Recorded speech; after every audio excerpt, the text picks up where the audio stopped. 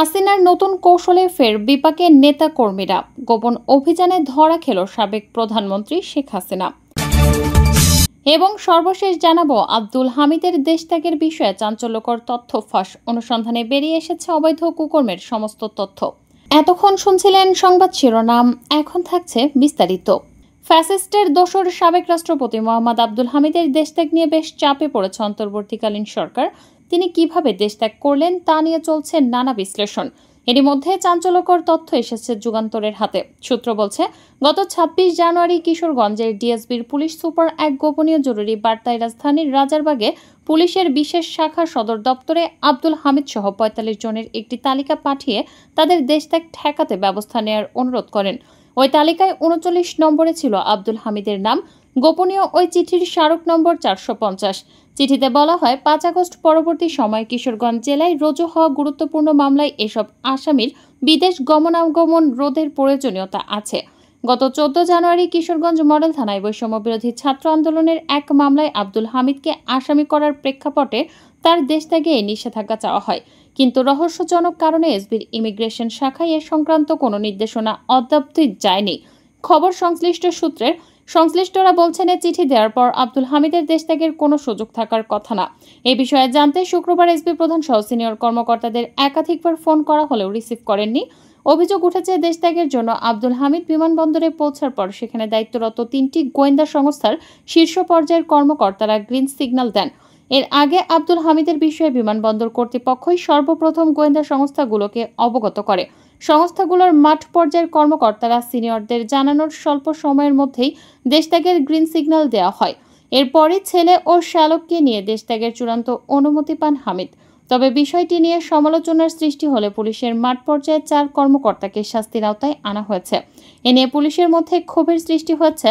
বিমানবন্দরে দায়িত্বে থাকা এসবির এক কর্মকর্তা বলেছেন, হামিদকে আটকানোর বিষয়ে পূর্ববর্তী কোনো নির্দেশনা ছিল না।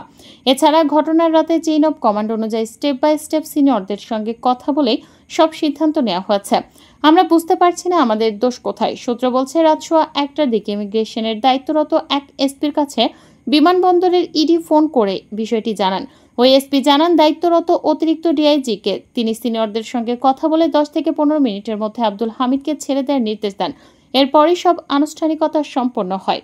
ওই রাতে বিমানবন্দরে দায়িত্বে থাকা এসবির এক কর্মকর্তা দাবি করেন, কিশোরগঞ্জের আব্দুল হামিদের বিরুদ্ধে হওয়া মামলার তদন্ত সংশ্লিষ্টরা তার দেশত্যাগের নিষেধাজ্ঞার বিষয়ে কোনো আবেদন করেছেন বলে তার জানা নেই। গত ৫ আগস্ট পরবর্তী কিছু ফ্যাসিস্টের দোসর একইভাবে সিনিয়রদের নির্দেশে বিমানবন্দর পার হন বলেও জানান তিনি। সংশ্লিষ্ট সূত্র বলছে, সাবেক রাষ্ট্রপতি মোহাম্মদ আব্দুল হামিদের দেশত্যাগের ঘটনায় বুধবার দিবাগত রাত ৩টায় একটি জিডি করেন পুলিশের বিশেষ শাখার দায়িত্বরত ইনচার্জ। জিডিতে বলা হয়েছে, TG340 বিমানযোগে চিকিৎসার উদ্দেশ্যে ব্যাংককগামী যাত্রী Mohammad Abdul Hamid, passport number D00010015, সাবেক রাষ্ট্রপতি ভিআইপি টার্মিনালে এলে terminal incharge OC immigration alpha ১১কে অবগত করে। আলফা ১১-এর কর্মকর্তা অপর দুটি গোয়েন্দা সংস্থার দায়িত্বরত ২ কর্মকর্তাকে অবগত করেন। ওই ২ কর্মকর্তা হামিদের বিষয়ে অনাপত্তি প্রদান করেন। এই অনাপত্তি ওসি ইমিগ্রেশন আলফা ১১-এর কর্মকর্তা SS immigration operation, additional DIG immigration ও ডিআইজি ইমিগ্রেশনকে অবগত করেন। অ্যাডিশনাল ডিআইজি ইমিগ্রেশন এসবি চিফের রেফারেন্সে ওসি ইমিগ্রেশন আলফা ১১কে ইমিগ্রেশন সম্পন্ন করার নির্দেশ দেন। ওসি ইমিগ্রেশন আলফা ১১ এসবির উল্লেখিত সিনিয়রদের নির্দেশে ও দুটি গোয়েন্দা শাখা থেকে প্রাপ্ত অনাপত্তির সাপেক্ষে এবং ইমিগ্রেশন ফর ট্র্যাক সিস্টেমে আব্দুল হামিদ সম্পর্কে কোনো বিরূপ মন্তব্য না থাকায় ভিআইপি টার্মিনালে কর্তব্যরত ইনচার্জকে ইমিগ্রেশন করার নির্দেশ দেন। টার্মিনাল ইনচার্জ ইমিগ্রেশন সম্পন্ন করেন। জিডিতে আরও বলা হয়, উল্লেখ্য উক্ত যাত্রীর সাথে তার পুত্র রিয়াদ আহমেদ, পাসপোর্ট নম্বর B00069880 ও তার শ্যালক ডক্টর ANM নওশাদ খান, পাসপোর্ট নম্বর A07950671 গমন করেন। এদিকে আব্দুল হামিদের দেশত্যাগের ঘটনায় দায়িত্ব অবহেলার অভিযোগে এসবির অতিরিক্ত পুলিশ সুপার তাহসিনা আরিফকে প্রত্যাহার করে সদর দপ্তরে সংযুক্ত করা হয়। এছাড়া এসবি এক কর্মকর্তাকে সাময়িক বরখাস্ত করা হয়েছে। একই ঘটনায় কিশোরগঞ্জ জেলার police super SP Mohammad Hasan চৌধুরীকে প্রত্যাহার ও আব্দুল হামিদের বিরুদ্ধে কিশোরগঞ্জের সদর থানায় দায়ের করা মামলার তদন্ত কর্মকর্তাকে বরখাস্ত করা হয়েছে। জানা গেছে, সাবেক রাষ্ট্রপতি মোহাম্মদ আব্দুল হামিদ বিমানবন্দরের ভিভিআইপি টার্মিনালে পৌঁছার পর হযরত শাহজালাল আন্তর্জাতিক বিমানবন্দরের প্রধান নির্বাহী দায়িত্বরত গোয়েন্দা সংস্থাগুলোকে বিষয়টি জানায়।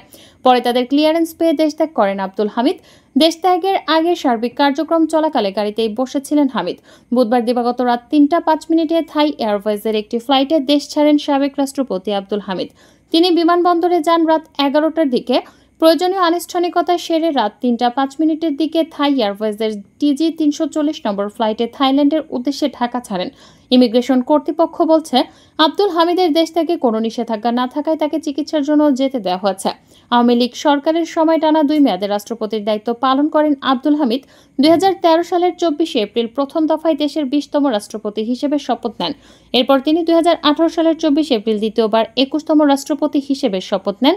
তার মেয়াদ শেষে ২০২৩ সালের ২৪ এপ্রিল রাষ্ট্রপতি হিসেবে শপথ নেন মোহাম্মদ শাহাবুদ্দিন। বঙ্গভবন ছাড়ার পর আব্দুল হামিদ রাজধানীর নিকুঞ্জের বাসায় উঠেছিলেন। তবে ৫ আগস্টের পর তিনি ওই বাসায় আর ছিলেন না। এতদিন কোথায় ছিলেন তা এখন পর্যন্ত জানা সম্ভব হয়নি।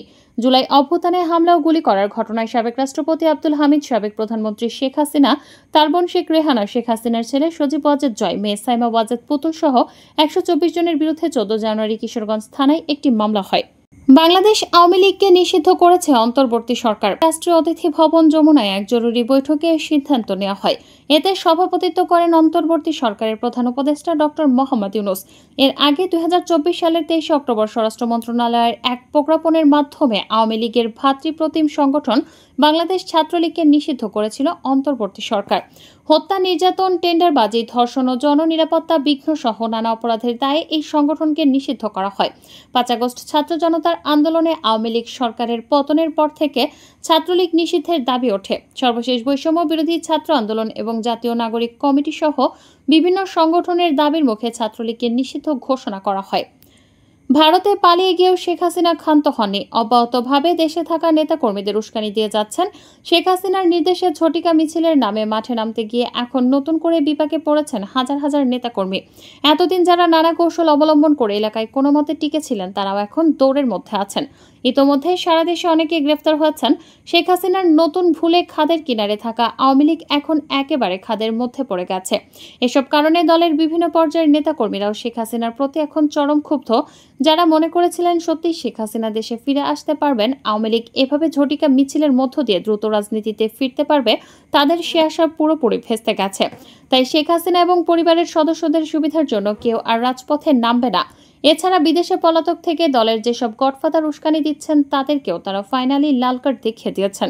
আওয়ামী লীগের পালিয়ে যাওয়া এই লোকের সংখ্যা খুব বেশি হলেও ১০,০০০, কিন্তু সারা দেশে তাদের নেতাকর্মী তো আরও অনেক বেশি। বাকিরা দেশে আছে, কেউ জেলে আছে, কেউ পালিয়ে আছে, কেউ আবার স্বাভাবিক জীবনযাপন করছে।